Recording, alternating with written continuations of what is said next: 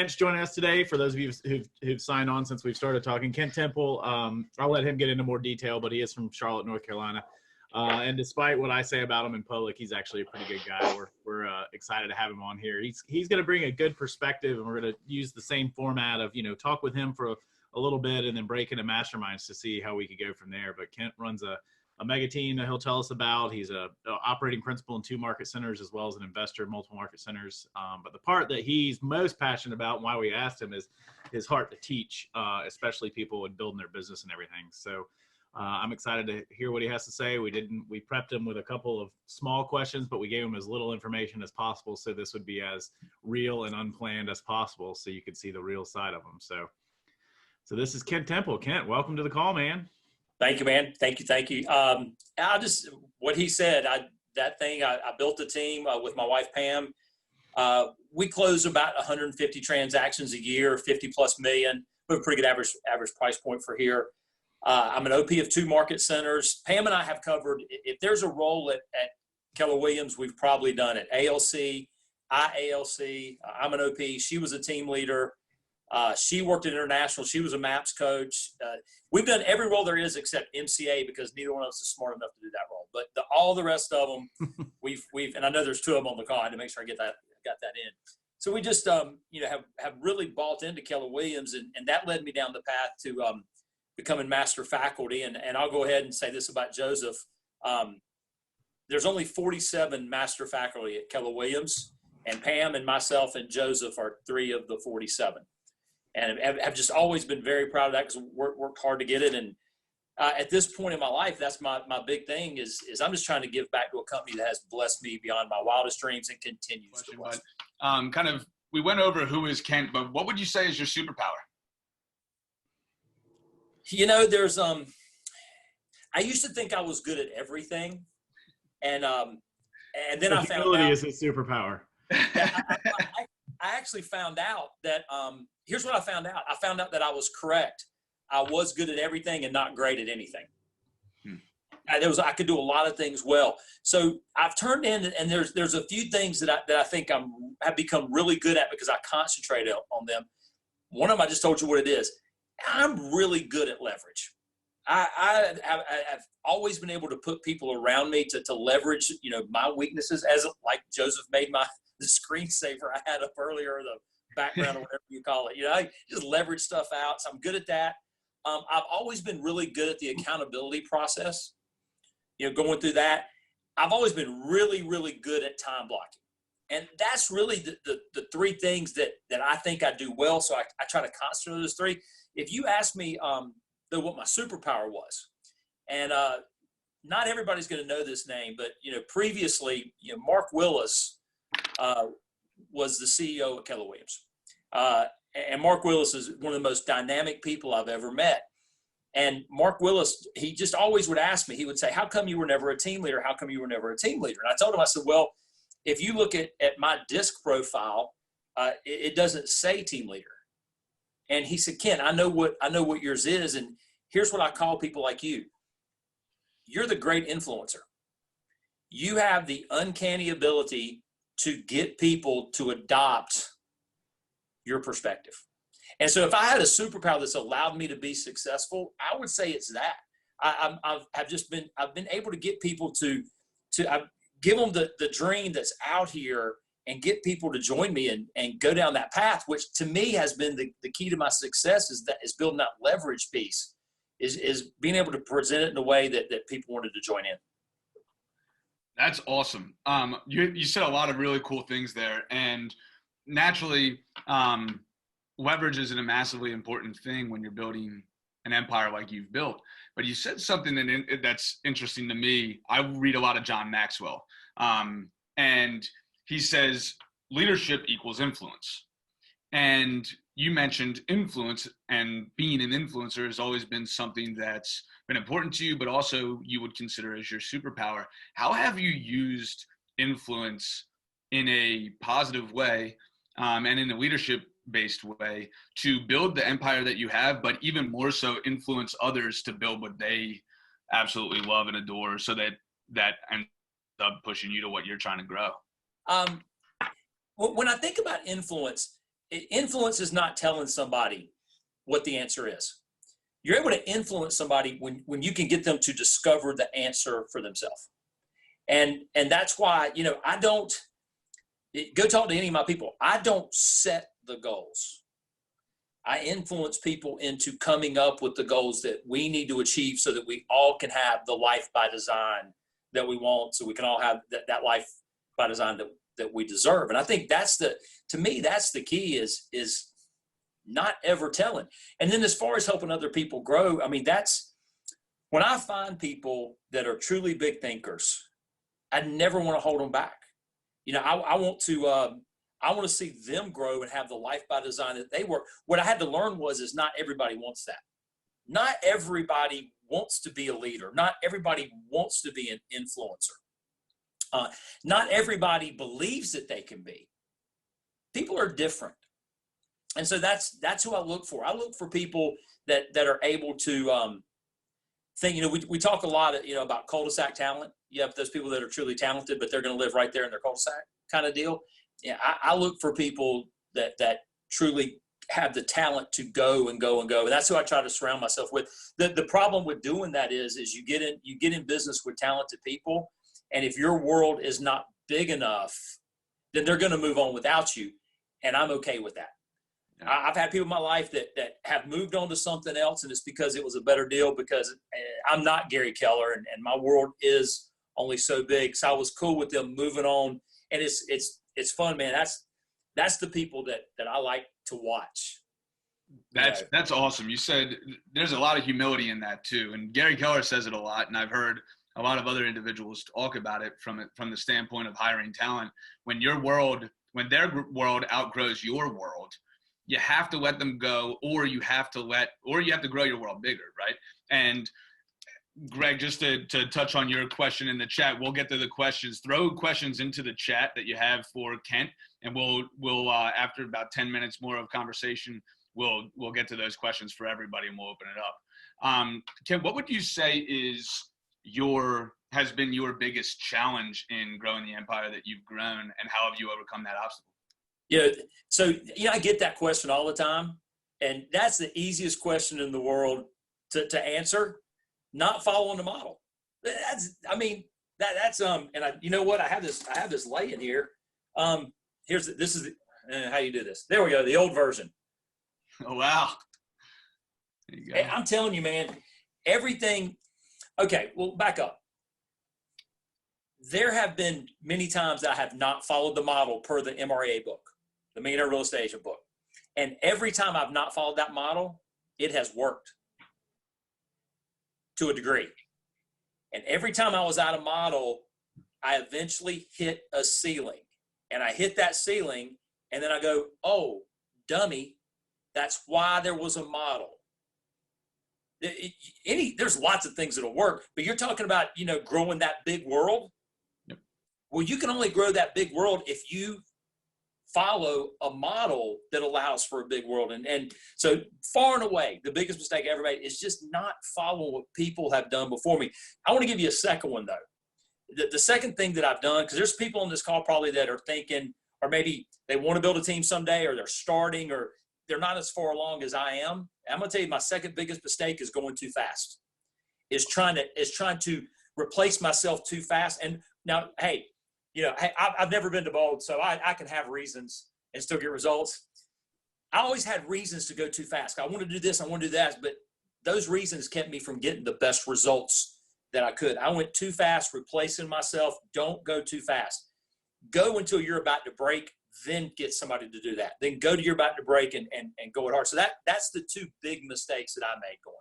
That's awesome. So the first one, obviously not following the model, and the second, going too fast. And when you were talking about going too fast, you're saying essentially bloom where you're planted and fill your seat to the best of your ability until you're so stressed and you're at that point where I'm not filling my seat to the best of my capacity and to the best of my ability because I have other things that are also driving the needle. Yeah, Gary Keller says that if you're bumping your head on the ceiling or banging your head against a wall, you're missing a key relationship. I need to be bumping that ceiling before I hire somebody. I need to feel a little bit of that pressure. I mean, don't drive yourself, crazy, but you need to feel it. Don't just do it because you don't want to do it anymore. That's one thing, Gary's talking about right now. If you listen to Gary right now, to all the rainmakers, and I hate that word. I don't like the word rainmaker because I think everybody lead generates. But to all the rainmakers, you better get back out there and do it again. And I think it's good for us to stay in touch with our business and not shy away from the stuff maybe that we didn't love to do, which is why we replaced ourselves. Yeah, I love that. That's an awesome answer. I appreciate that.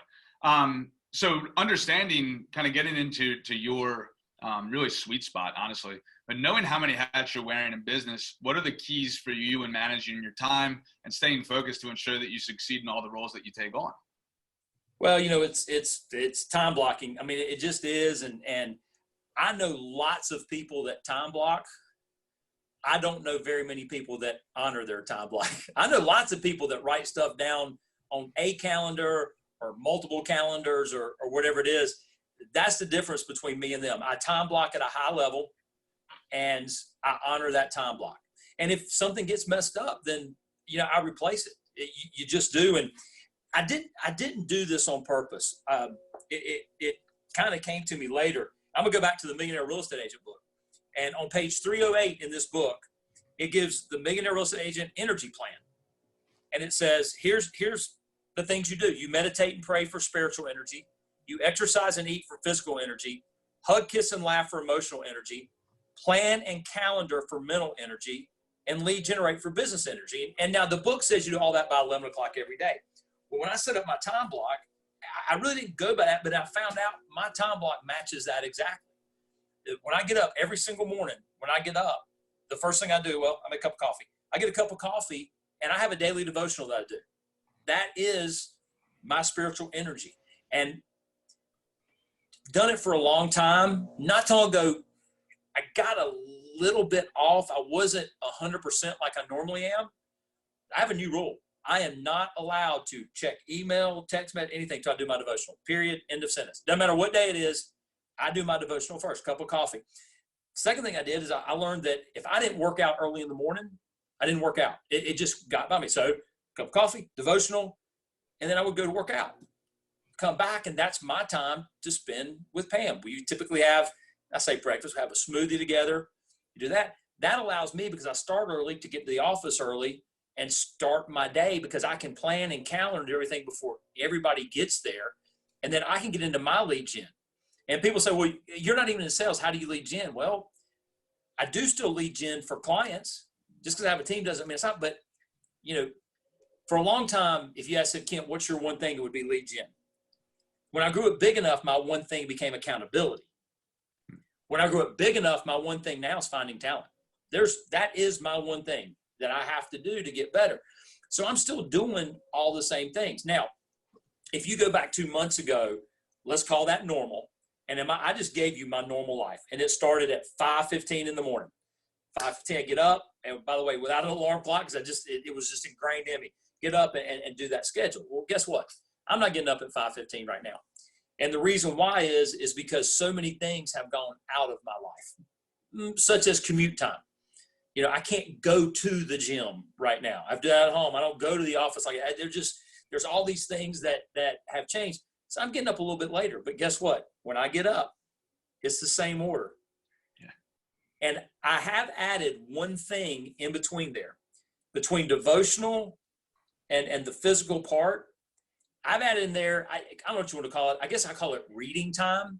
But here's what I'm reading. I'm reading all the stuff on the virus and how it affects my community and how it affects real estate in my area. Because right now, we need to be the source of knowledge for everybody. If you're doing your care calls, you better know what you're talking about. I know Joseph the other day was giving great stats on a call. I know Joseph knows exactly what's going on in your real estate market. But guess what? That didn't do me a bit of good to repeat what Joseph said, because I don't sell in his market. I need to know mine. So I'm spending 30 minutes. I do my devotional, and the next 30 minutes is, okay, how can I be the expert on where we are today? Because we had normal. Now we have whatever you want to call we're in right now. When we come out of this, we're not going back to normal. We're going to have the new normal. And I'm going to be the person that knows exactly what new normal looks like better than anybody else does. That's awesome. And it's so, your perspective on that was really cool. What I heard was, as you grew, although the model that you utilize to make sure that you're always at the highest piece of, or at the highest energy in each piece of your life, be it from 308 of the MREA, right, the energy plan, your one thing changed based on where you were and what season you were in. From a life standpoint, nothing really changed with the model, but the one thing that you focused on went from lead gen to accountability to find talent, and now you've actually added something into your calendar so that you could become, based on the current market environment, the expert and lead at a higher level, right? It's really cool to listen to that. So, well, understanding that, go ahead. Don't forget, I still lead generate. It's just not my one thing. I still have a handful of people that I hold accountable, but it's not my one thing. Yep. My one thing is finding talent. Once I've worked on that, then I can go to the other things that I have. Those three things are still part of my 20%. Lead generate, hold accountable, and find talent. But if I had one thing, finding talent will solve everything else. So that is my one thing now. That's awesome. That's an awesome perspective. So transitioning into the new norm, if you will, and these crazy times, what are the steps that you've taken to lead your team and your clients through these crazy times? And how have you utilized, and kind of to bring Greg's question into it, how have you seen influence play a part in helping you lead? Well, that's the thing. You're not a leader unless there's somebody following you. Okay? So to me, the more requests that I get to do things, the more influence I'm able to put out there. Today from 9:30 this morning till 12 o'clock, not only was I on Zoom calls, I was leading every single one of them. So 3 days a week, we're doing a Zoom with our team. 3 days a week at 9:30, we're doing a Zoom with our team. And it's not pipeline or anything like that. It's how can we help you? Who do you have gratitude for? What issues are you having? And here's your inspiration for today. So from 9:30 to 10, I did that. From 10 to 11, I actually had a Zoom with my coach who's helping me get through some of these for my leadership positions. I had to jump on with him at 11 because what I'm doing with you right now, I did something similar for the Hilton Head office. At 11:30, I had to jump off of that because I got to host the Carolinas Region Thrive Call today, which put me in front of X number of people. And then I got to eat lunch from 12 to 1. And then at 1 o'clock, now I've jumped on with you guys. And so it's allowing me in April, I actually received myself 5 referrals from other agents and 1 referral from a lender for business. Wow. That's so awesome. it's being out there, but we are really utilizing Zoom. We're utilizing FaceTime. I just talked about this. We're utilizing our knowledge of the market and making sure that people know, because I think we're giving some messages that other realtors are not giving. And I'm not saying my opinion's right. Okay. I'm just telling you what I believe. I don't think today is the time to refinance your house unless you have to for a financial reason, because I think rates are going to be down in 3 months, because rates were down. They went back up because they're trying to limit how many people are pulling money right now.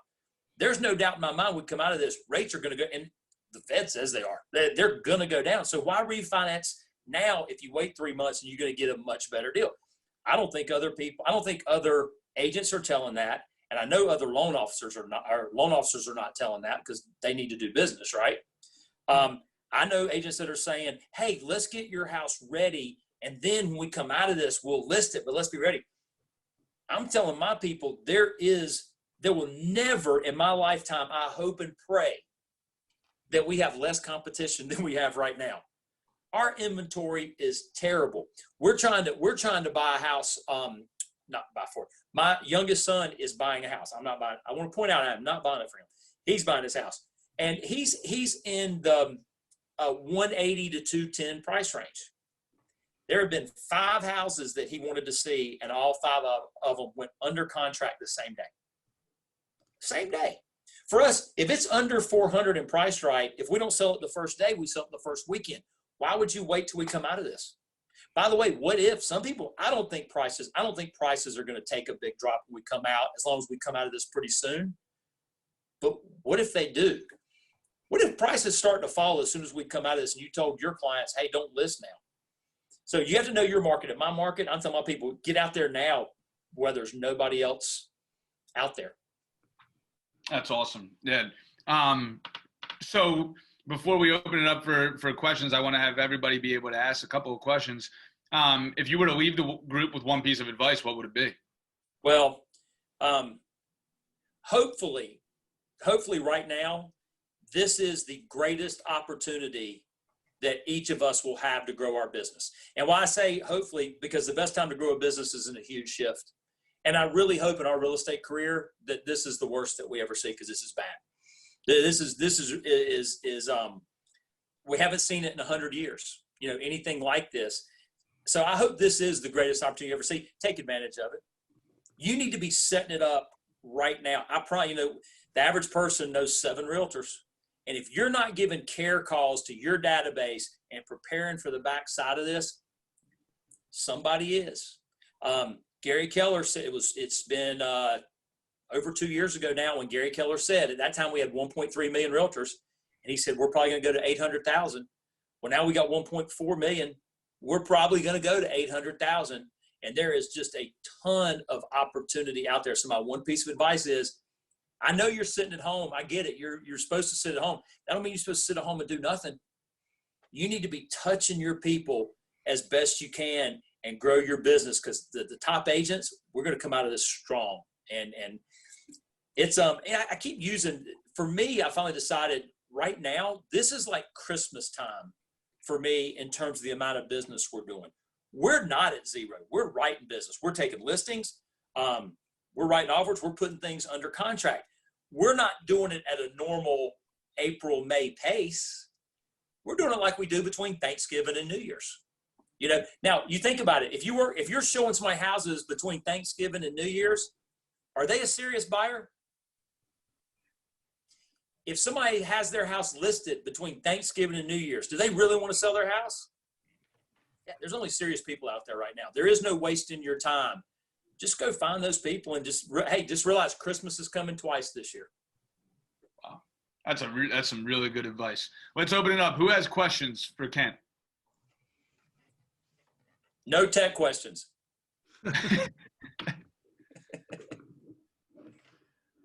Greg said, how does it impact the agent when speaking with clients? Your perspective. And Greg, if you want to elaborate on what you mean. Yeah.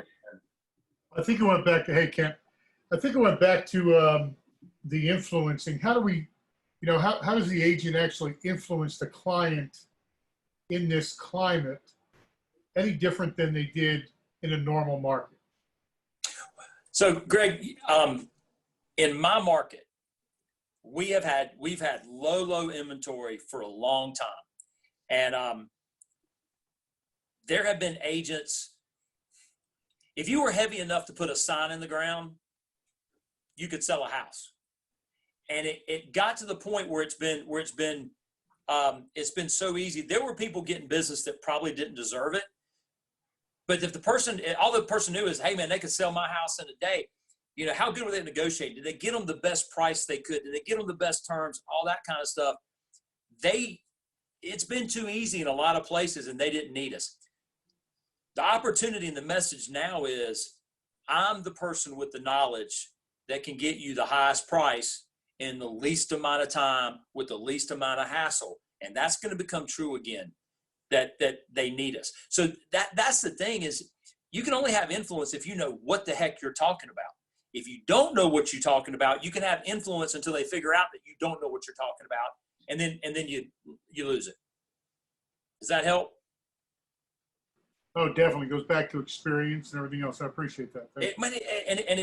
It does, and it just goes back to, man, following the market that you're in. What is your market doing? Sometimes it's maybe what your neighborhood is doing even. I mean, it can be down to that thing, but if you can't have that cocktail party speech, you're always going to be in trouble. It's just right now we're having the cocktail party speech on the phone or on FaceTime or on Zoom. But at the end of the day, it's and I hate to give Joseph credit, but Joseph called me one day and he said, I don't know if you remember this or not. He called me and he said, Ken, I've decided that I have the best speech there is for why you should list with me and not with the other agent. And I said, well, man, that's awesome. He goes, no, it's not. He said, because too often I find myself giving that speech to myself in my car as I drove by the other agent's sign who already got the listing. So how do we get out there and give that message before somebody else gets the listing? That's awesome. Any other questions? Who else has something for Kent?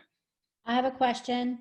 Kent, you had said, being a great influencer really comes from helping others around you self-discover. From a leadership perspective, can you just talk a little bit more about that? The art of BS versus the art of influencing there is a difference. The big difference. No, there's a big difference. And first off, I don't agree with Tiffany. I don't think you look a day over 24. I love you. I miss you. Have I told you lately? So, when you're talking about influencing, you don't influence people in one setting. You influence people over time, and you influence people by showing that they care. There's a board behind me, and you can't see it because I learned how to put a background up, but it has the name of every person in my world. And every single one of those people, I can tell you what their big why is. So I'm not influencing them to anything that they don't want. If I know what drives them, and if we're always going toward what's important to them, why would they ever leave me? And so that's to me, that's what it's about, is understanding the different people around you.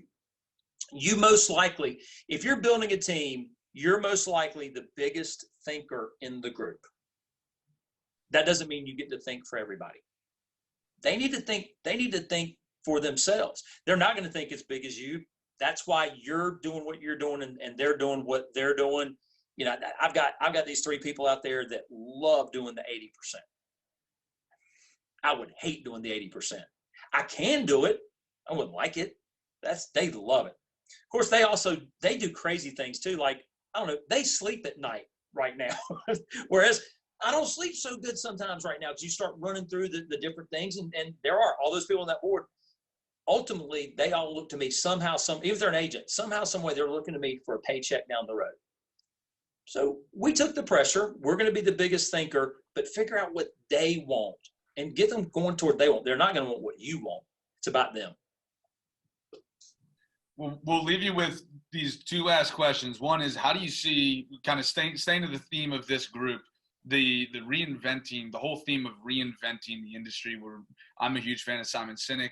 I don't know if you've seen that video, the Unprecedented Times. These are not unprecedented times video, but he talks about reinventing. How do you see the industry being reinvented, and what do we have to do as agents and leaders to reinvent our businesses? How do you see that theme come true? The biggest thing that we need to do to reinvent our business is to do what we're supposed to do, because 99% of us don't. 99% of us don't treat this like a business. Have you heard that they're coming out with the millionaire real estate agent? I think it's going to be revised, or MREA 2, whatever you want to call it. They're not in a big hurry to do that because not that much has changed. Yep. It really at the end of the day. Now, are there going to be some disruptors? Yes. I love the fact that the Open Doors of the world are not in business right now. Is that going to be part of our future? Sure. There's going to be people that do that kind of business. Now, they'll only do it when the market's going up. It's going to be hard to do when the market's going up. That's going to be part of what we do. So you're going to continue to have things that disrupt, but at the end of the day, I think the tasks that we do are not going to change that much. Now, we're going to get paid less per deal in the future. Okay, there's downward pressure on commissions. We're going to get paid less per deal. I just told you we're probably going from 1.4 to 800,000. Guess what? There's going to be more deals for us to do. How do you get there? You lead generate. It's so to me, I just don't think, I think if we do the activities, we won't have to worry about the rest of it nearly as much as we think we do, because I think our business is still going to look similar in the future. We're going to continue, they're going to continue to pick people that they know, like, and trust to do business with. We need to be that person. I love that. You make some really, go back to the basics. Everybody says that, right? Foundational. How can people find you, and how can we help? Well, so to find me, you just ask Vince or Joseph. That's easy, or Tiffany or CC, any of those guys. But it's Kent Temple at kw.com, and it's 704-904-9506. Joseph, if you want to type that in the screen wherever you type it, you can. And guys, let me know how I can help you guys.